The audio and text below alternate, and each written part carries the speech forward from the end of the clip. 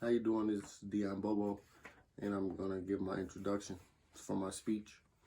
Pow, pow, pow was all I heard when the enemy unloaded his clip on me. I didn't know that I was shot because I was playing basketball with a 14-year-old boy when the bullets had went off. I didn't expect to be shot or even know that this could happen to me.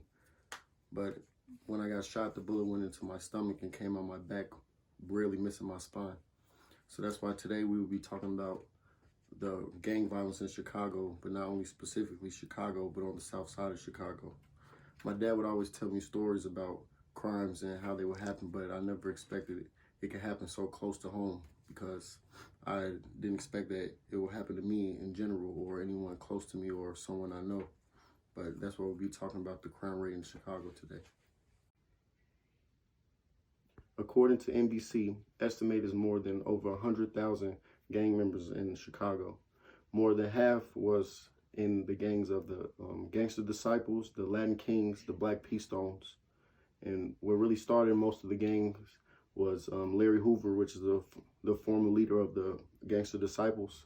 And he was teamed up also with David Boxdale, who started the Black Disciples. They were all one at first, and then that's when gang violence kind of went sideways, what I was talking about in my introduction about how the gang leaders got locked up and everyone went their own separate ways and everything got divided. And that's why the drug rate is really, really high right now. And because of that, gangs assumed control over really mostly the south side with the drug trade. They were really in a lot of crimes, running into, like I said, drugs, guns, or just anything they can get their hands on to make their gang more powerful. Chicago has the highest crime rate in the United States because of senseless killing, people killing kids and not even giving them a chance to grow up or even show their potential in the world. In 1974, Chicago had the deadliest year because they had over 970 homicides. In the 1980s, crimes kind of declined because gang violence kind of slowed down more a little bit. And in the 1990s, they spiked back up, and crime rates did not slow down because of more gang leaders was involved, and everything has a little bit more structure. And people were fighting over territories, and that because of that, the homicides went back up because gang leaders went to jail.